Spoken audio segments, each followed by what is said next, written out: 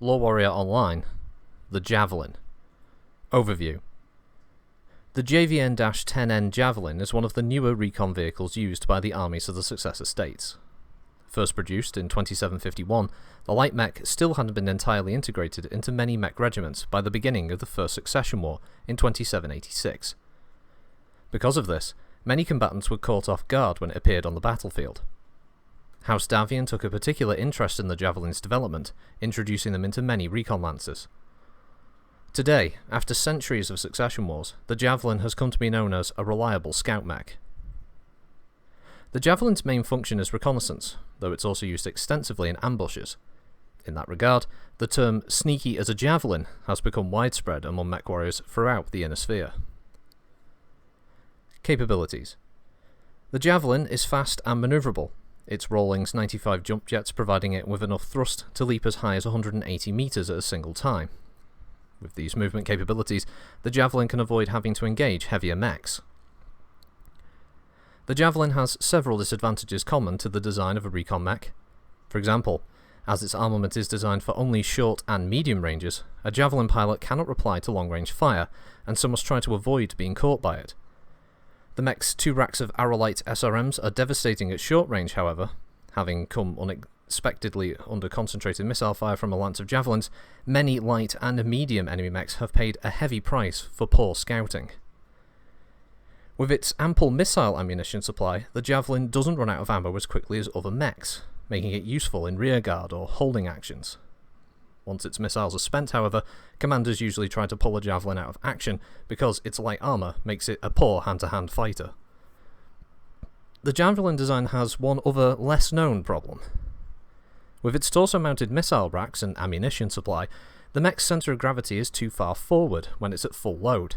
This tends to make the machine somewhat top-heavy and prone to falls while moving at high speeds in difficult terrain. Battle history. During the bloody battles of Kentaris 5 in March of 2796, Bunk's recon lance of Redjol's battalion, Davion's 2nd Crucis Lancers, awaited the arrival of Curitan forces with orders to send immediate warning of their approach.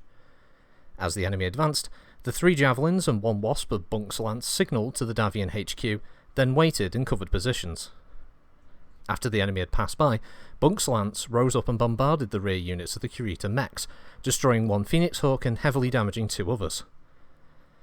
Bunk's lance then jumped out of position, pursued by more than a company of the enemy. Using leapfrogging tactics, the Javelins would keep a harassing missile fire effect until they were in support range of heavier units.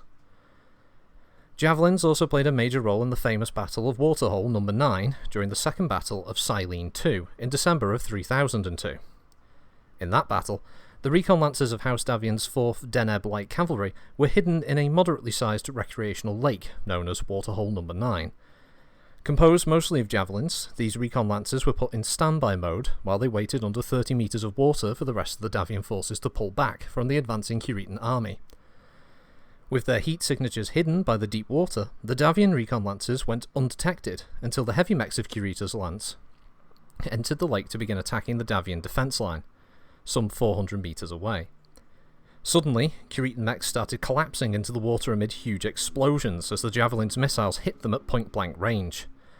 At the same moment, the Davion land forces counterattacked, routing the enemy who took many losses. Shortly after this encounter, Curitan forces evacuated Silene II. Variants.